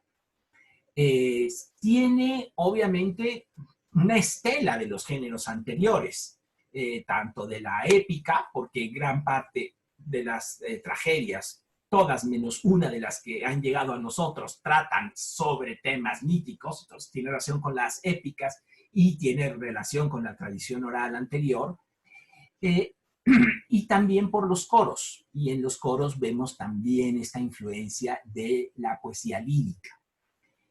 Por otro lado, la tragedia, como sabemos, solamente existió alrededor de un siglo. Cuando Aristóteles la estudió en el siglo IV, en este famoso libro de la Poética, ya no existían tragedias en Grecia. Entonces, duró un tiempo, existió en un contexto muy particular de una Atenas democrática, que venía de ganar dos guerras contra los persas, que son las famosas guerras médicas, pero que ahora se había metido en otra guerra terrible, que son estas guerras del Peloponeso en contra de los espartanos.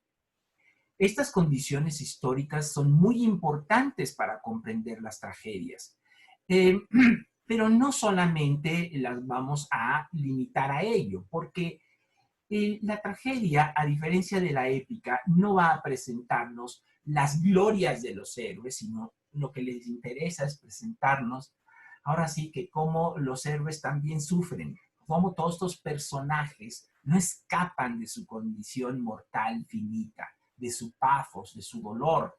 Inclusive lo que quieren contarnos allí es su amartía, su error, el error de Edipo, ¿no?, cuando dice, vamos a dar con el que cometió ese asesinato sin importar que sea o quién sea, no sabe que es él, o Ajax que termina suicidándose. Lo que se cuenta es el error del héroe, su fracaso, su dolor, ¿no? Entonces, es muy importante entender esto. Después vienen, lo voy a decir muy rápidamente, dos géneros literarios que no lo son para nosotros, pero que sí lo fueron para ellos, y son la historia y la filosofía. Si tú lees los diálogos de Platón, seguramente no tendrás duda de que eso también es literatura. No solo es filosofía, también es literatura, y los griegos lo entendían más o menos así. Inclusive dentro de estos presocráticos, algunos de ellos escribían estas, digamos, teorías precientíficas en verso. Entonces, bueno, tenemos esto. Desde luego la comedia, que sí sobrevive, como no sobrevivió la tragedia, pero la comedia sí sobrevivió. El gran comediante por naturaleza, pues es Aristófanes, su famosa comedia Las ranas, llena de alusiones míticas, y finalmente la novela, que ya es el más moderno de todos los géneros, donde los héroes y, bueno, los dioses son, bueno, ya prácticamente no están, no tienen mucha cabida en este género porque está contando la historia de las personas, son novelas de aventuras o de amor, y bueno, pues este es el último género que inventaron los griegos. Ya no lleva un nombre griego, novela no es un nombre griego, pero también los griegos tuvieron novelas. Hay un gran novelista, hubo un gran novelista que se llamó Apuleyo, que escribió El asno de oro, Es una novela, pero está intercalado allí el famoso mito de Eros y Psique. Así que, de todas maneras, aún en las novelas llegamos a encontrar alusiones a los mitos, por tanto, también tendrían que ver con esta mitografía. Bueno, es verdad que los géneros tuvieron su época, pero hay algunas excepciones o salvedades al respecto. Y una de ellas son dos épicas, que las dos, por cierto, ya las vimos. La primera, la Argonáutica de Apolonio de Rodas, del siglo III a.C., y la que acabamos de ver recientemente, que son las post-homéricas de Quinto de Esmirna, que vivió por allí del siglo II-III de nuestra era. Entonces, este autor, que no se conoce mucho, pero que algunos de nosotros, gracias al curso anterior, ya lo conocimos y ya lo leímos, pues lo que hizo fue 1000 años después de Homero, ojo, 1000 años después de él, escribir la continuación de la Ilíada para tender un puente narrativo con la Odisea. Y hacerlo no a través de un resumen mitográfico, sino creando o intentando crear, creo que desde luego lo logró, una obra literaria escrita en fondo y forma de manera homérica, es decir, está escrita en hexámetros, en versos hexámetros. Bueno, en el siglo II o III, ¿quién podía escribir en hexámetros? En griego. Pues muy pocos, ¿verdad? Es muy interesante esto porque dense cuenta como un género que comenzó siendo o derivándose de la poesía popular, inclusive anónima, termina siglos después convertido en algo que solamente un erudito como Quinto de Esmirna podía haber hecho una continuación en forma y fondo siguiendo a Homero. Bueno, pues no es muy distinto de lo que ha pasado con los mitos. Los mitos comienzan siendo una expresión colectiva y anónima y hoy en día pues es un verdadero lujo conocer la mitología y ya no les digo poderla transmitir. Bueno, pues gracias a esta obra de Quinto de Esmirna, nosotros pudimos hacer este puente entre lo que pasó después de los funerales de Héctor hasta la caída de Troya.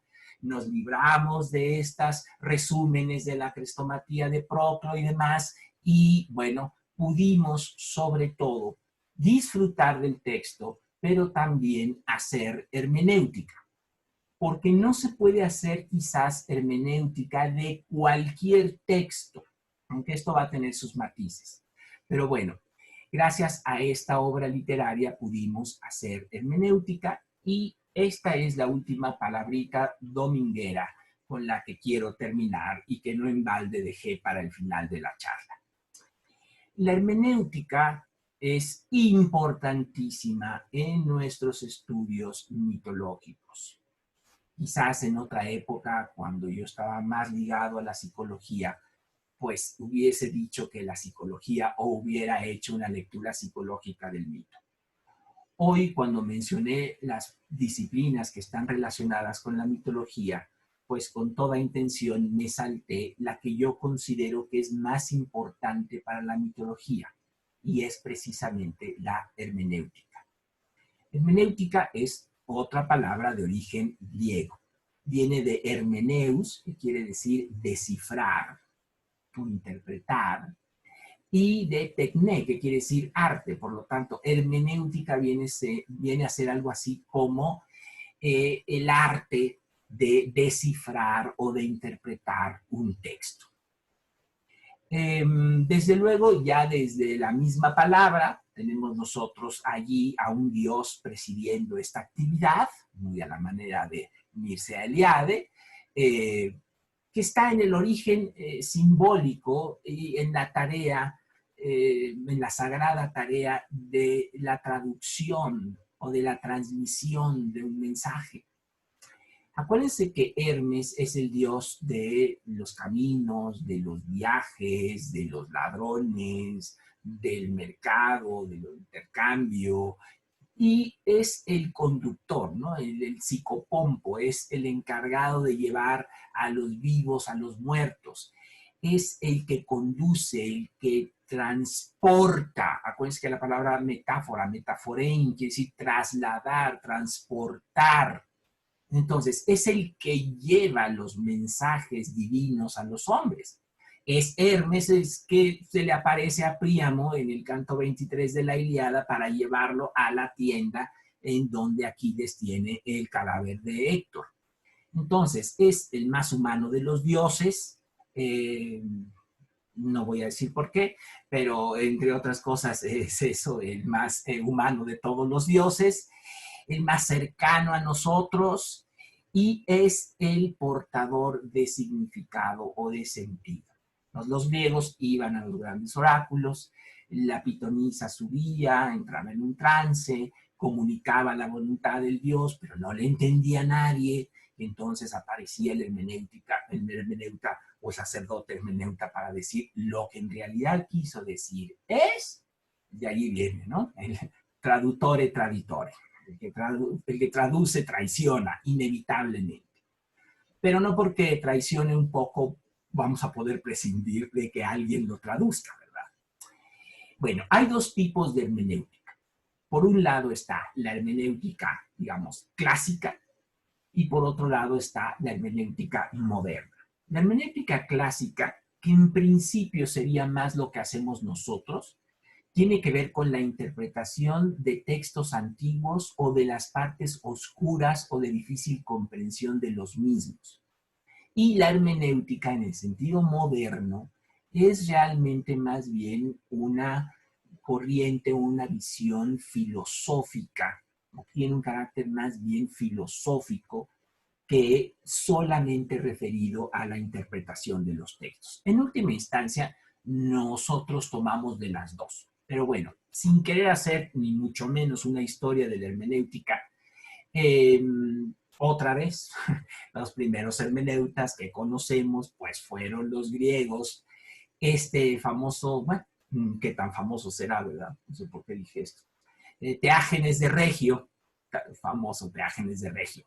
Teágenes de Regio solamente lo conocemos porque habló de él Plutarco, pero se supone que vendría a ser el primer hermeneuta, a ver si por esto sí pasa a ser famoso.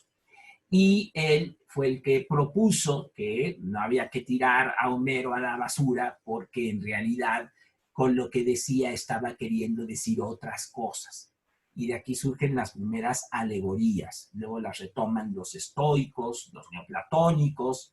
Y bueno, viene toda esta tradición de descubrir el sentido o los sentidos que tiene un texto.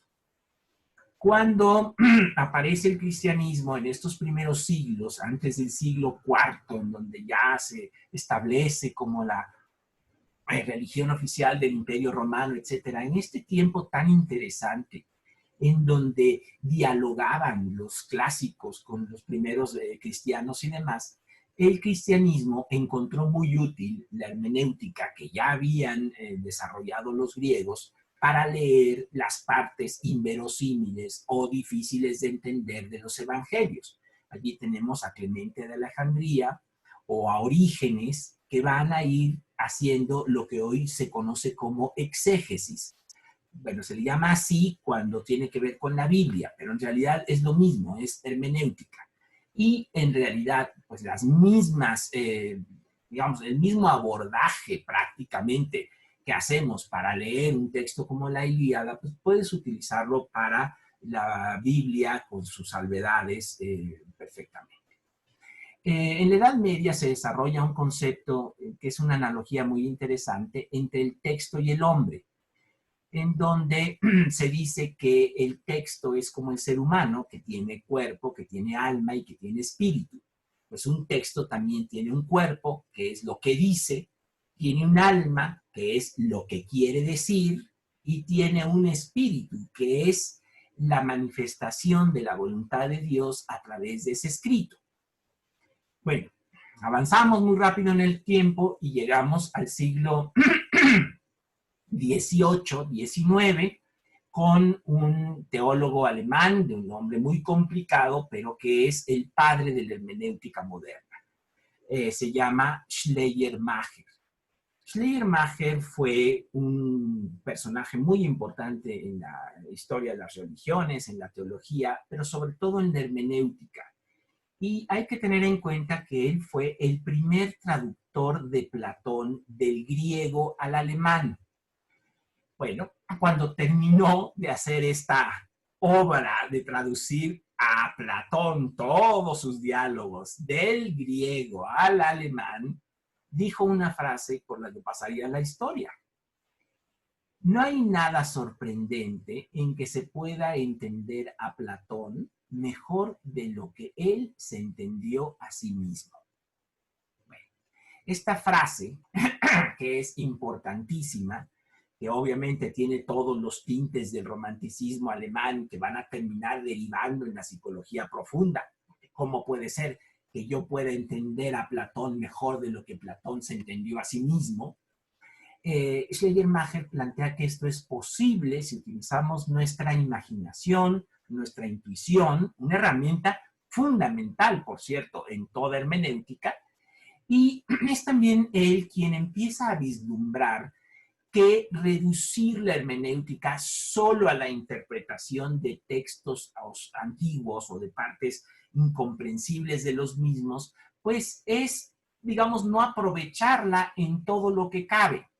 Y esto es lo que va a dar pie para que posteriormente venga el siguiente gran exponente de la hermenéutica, que por cierto fue el que descubrió a Schleiermacher, que se llama Wilhelm Dilthey. Y Wilhelm Dilthey, que vive entre 1833 y 1911, se conoce sobre todo por una expresión muy famosa que se llama ciencias del espíritu. Ustedes dirían, bueno, ciencias del espíritu, será, no sé, el ocultismo o algo por el estilo. No, no tiene nada que ver con ciencias ocultas. Por ciencias del espíritu quiere decir, Dilthey, todas aquellas que no tienen que ver con explicar, sino con comprender. Él decía, la vida de la naturaleza se explica, la vida del espíritu se comprende. Bueno, esto tiene que ver con lo que yo decía al principio de la plática, ¿verdad? La mitología no está para explicar la naturaleza. En dado caso, está para comprender al hombre. Entonces, lo que trata de hacer Dilthey es, digamos, rescatar lo que nosotros llamamos ciencias sociales o lo que llamamos humanidades en una época en la que se sentía que éstas estaban, digamos, años luz de las ciencias exactas o de las ciencias naturales y éstas las veían con mucho desprecio.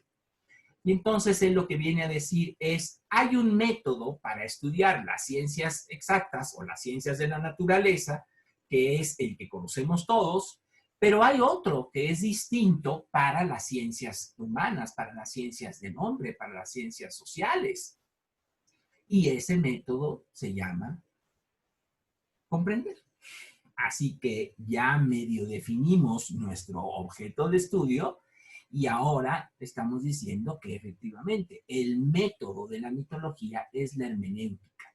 Y la hermenéutica, como la antropología, la sociología, la psicología, creo yo, son ciencias de la comprensión, cuya finalidad es comprender, no explicar.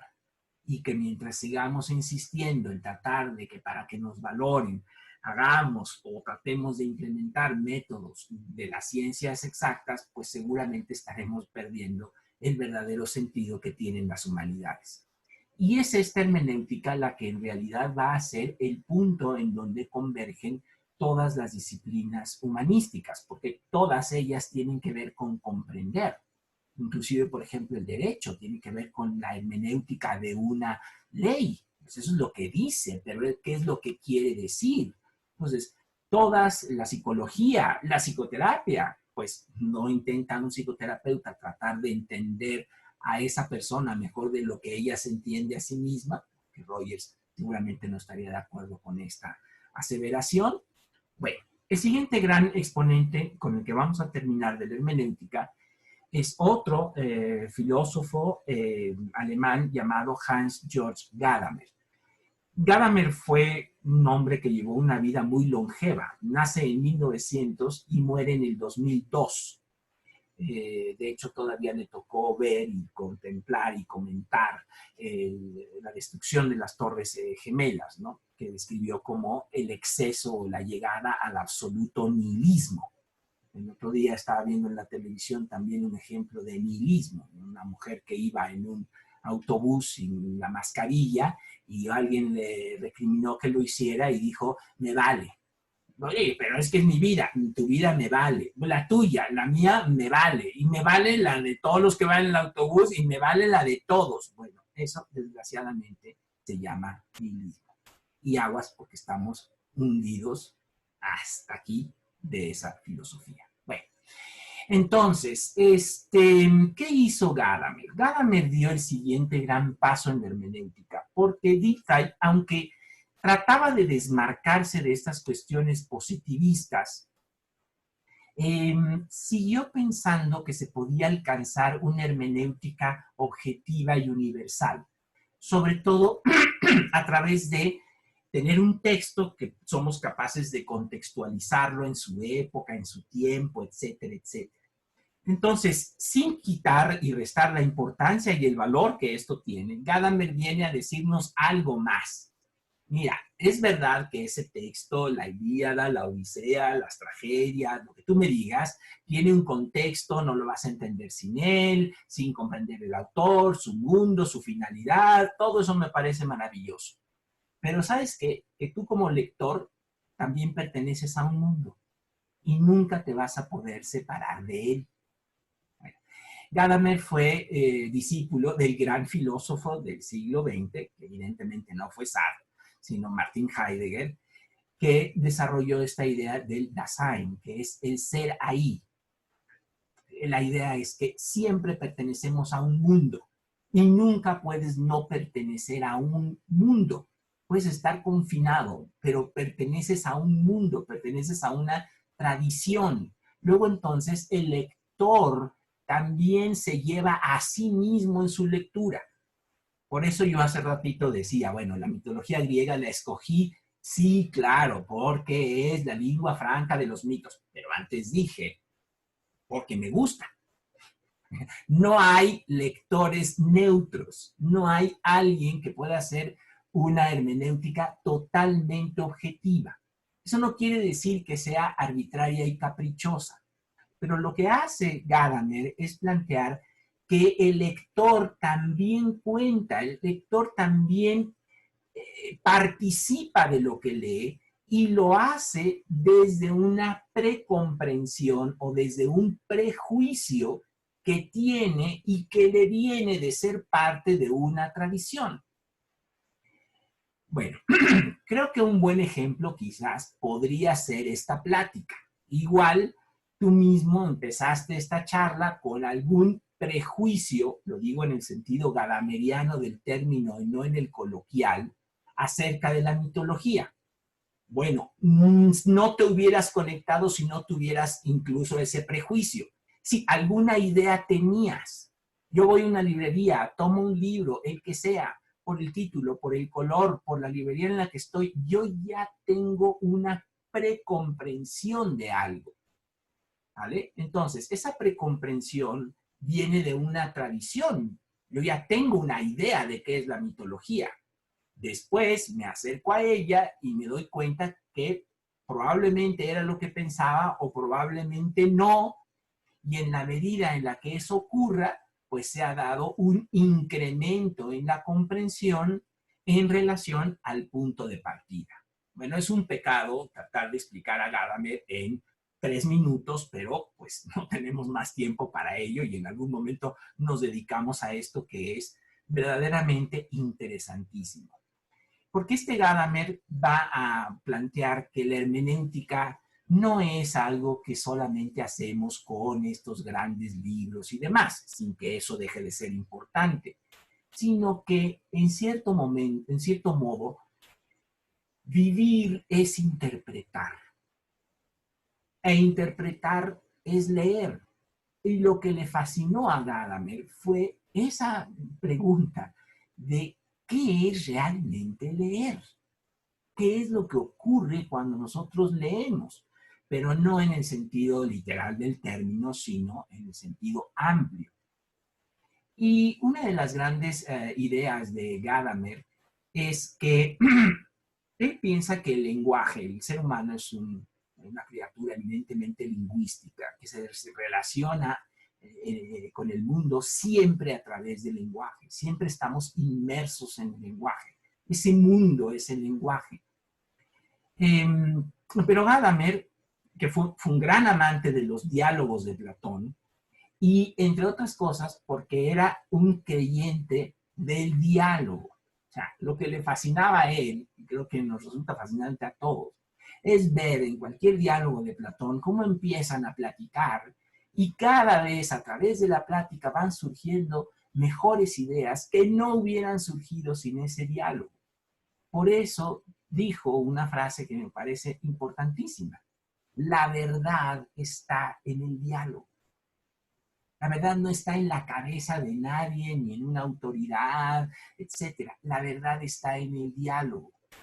Y como me dijo mi esposa ayer, esto se puede aplicar perfectamente a los mitos, ¿verdad? Pues claro, lo que nosotros hacemos es dialogar con los mitos. La verdad está en el diálogo que entablamos con él. Y Gadamer además fue un asiduo a muchos círculos de lectura. Entonces, realmente tenía una experiencia de estas cosas. Cuando nosotros leemos uno de estos textos, lo que estamos haciendo es que ese libro vuelva a hablar o que eso vuelva a hablarnos. Puede ser un libro, puede ser una pintura, que vuelva a hablar, porque el proceso de comprensión nunca llega a una final, nunca llega a un final, es una espiral de comprensiones, porque hoy comprendí algo, pero quizás el día de mañana me acerco y vuelvo a comprender otra cosa, y a partir de esto pues se da todo un ejercicio. Entonces, la mitología en realidad quizás tendríamos que redefinirla a través de todo esto y decir que más que una disciplina que llega a una verdad última sobre los mitos o un conjunto de mitos, es un ejercicio continuo de comprensión que nos permite explorar el sentido, su sentido original, los sentidos que ha ido adquiriendo y desde luego el sentido que pueda tener para mí, pero sin tratar de llegar a esto último saltándome los pasos anteriores. Y si lo logramos, nos vamos a quedar seguramente preñados de sentido. Entonces, para terminar, nos quedamos en la caída de Troya. Troya, pues es el mejor ejemplo de lo que es un mito, en toda regla. Una historia tradicional que se ha contado de generación en generación, que los griegos pensaban que realmente había ocurrido, aunque esto es incierto e incomprobable, que habla de personajes extraordinarios en un tiempo extraordinario, in illo tempore, en ese tiempo en donde aunque nunca haya ocurrido, o quién sabe si ocurrió o no ocurrió, Troya no deja de existir. Troya es, para nuestra tradición, que es el punto en donde todos miramos, el símbolo de todas las guerras. Aunque no haya sido la más cruenta, ni la más terrible, ni la más destructiva, ni la más humana, siempre que pensamos en una guerra a través de una tradición y gracias a ella, pensamos en Troya. Troya se alza en nuestra imaginación como el paradigma de la guerra y de sus horrores. Ya contamos esa guerra, ya describimos todo esto, pero nos falta quizás lo más importante de todo. ¿Y qué pasó después? ¿Cuáles son las consecuencias de esa guerra, tanto para los vencidos, pero también para los vencedores? Marguerite Yourcenar, en un libro que se llama Peregrina y extranjera, sintetiza esto con estas palabras. Una generación asiste al saqueo de Roma, otra al sitio de París o de Stalingrado, Nosotros, esto ya es un paréntesis mío, recordaremos el 13 de agosto de 1521 y la caída de nuestra Troya, México Tenochtitlán. La caída de Troya, o el Guamargarit, unifica en una sola imagen toda una serie de instantáneas trágicas, foco central de un incendio que hace estragos en la historia, y el lamento de todas las viejas madres cuyos gritos no tuvo tiempo de escuchar la crónica, encuentra una voz en la vieja y desdentada Hécuba. La mención de Hécuba, la reina troyana, nos introduce de lleno en este ciclo que vamos a ver, dedicado a las mujeres troyanas. Entonces, bueno, pues espero que esto haya sido una bienvenida y no un mal encuentro con los mitos, y que también, pues en cierta forma, te hagas una idea del por qué nos hemos tomado tanto tiempo. Desde luego podría contar las historias de una forma resumida y que te enteraras de quién es fulanito y sultanito, pero pues no hacemos solamente eso, y luego pues hacemos digresiones en estas grandes obras para hacer con ellas un ejercicio de hermenéutica, es decir, para recordar a los clásicos. Y termino con dos citas de Borges de un ensayo que se llama Sobre los clásicos, en donde dice: clásico es aquel libro que una nación o un grupo de naciones a lo largo del tiempo han decidido leer como si en sus páginas todo fuera deliberado, fatal, profundo como el cosmos y capaz de reinterpretaciones sin término. Qué parecido a lo que es un mito, ¿verdad? Clásico, continúa, no es un libro que necesariamente posee tales o cuales méritos. Es un libro que las generaciones de los hombres, urgidas por diversas razones, debería decir aquí, de una hambre de sentido, leen con previo fervor y con una misteriosa lealtad. Los clásicos no son libros por decreto, son libros que se actualizan con los lectores que se acercan a ellos, como dice Borges, con previo fervor y misteriosa lealtad. Y nosotros, al leerlos, pues nos encontramos un lugarcito, ¿verdad? En ese enorme círculo de lectores. Ustedes nada más imagínense todos los que han leído la Ilíada, la Odisea, los trágicos. Y nosotros, ¿verdad?, nos encontramos un lugarcito allí en ese círculo para formar parte de esa comunidad lingüística, para que participemos de la vida del texto con nuestra lectura, porque nosotros lo seguimos haciendo clásicos, y para que ese texto también forme parte de nuestra vida. Así que con esto termino. Muchas gracias por su atención y ojalá que me den la oportunidad de ser un acompañante en esta odisea hermenéutica. Los dejo con Alicia para que ella nos introduzca a otras cuestiones prácticas y a la página de internet. Pues como dice Pedro, yo me encargo de todas las cuestiones administrativas, así que cualquier duda relacionada con este tema tiene que ser conmigo. En realidad, de hecho, la que responde los correos que llegan al Centro de Estudios Mitológicos y los WhatsApp que llegan al Centro de Estudios Mitológicos soy yo. Nada más no vais a decir por qué, por favor. Vale. No, vamos por partes, no hay necesidad de hoy llegar a tanto. Está bien, está bien. Y si hay alguna pregunta que se dirige directamente a Pedro, yo se la paso y él responde, no hay problema. También decirles que yo vivo en España, entonces para la gente que están en México, a veces tardo un poco en responder, siempre respondo, pero dependiendo de la diferencia horaria puedo tardarme un poco. Para explicarles unas cuantas cosas de carácter más práctico, como decía Pedro, voy a compartirles la pantalla y vamos a entrar en la página web que me va a servir de soporte para explicarles.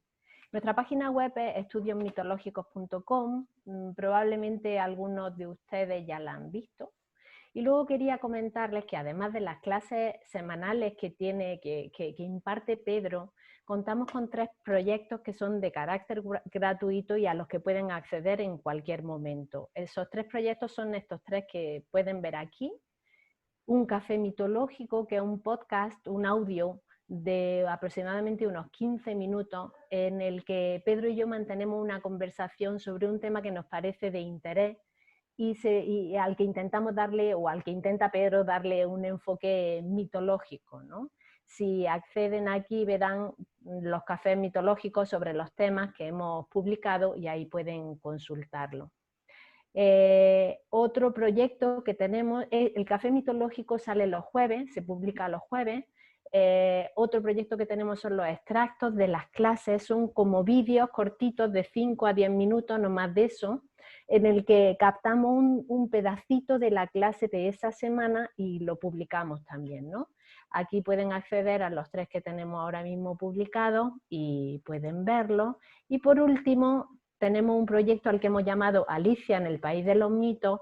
En este caso son textos que se pueden leer en 5 minutos, son textos cortos, donde narramos una parte el extracto o una parte del extracto del mito que hemos estudiado durante esa semana y ofrecemos una reflexión personal sobre el mismo. Aquí también pueden ver los 4... ¡Narramos! Bueno, es que eso... Bueno, ok.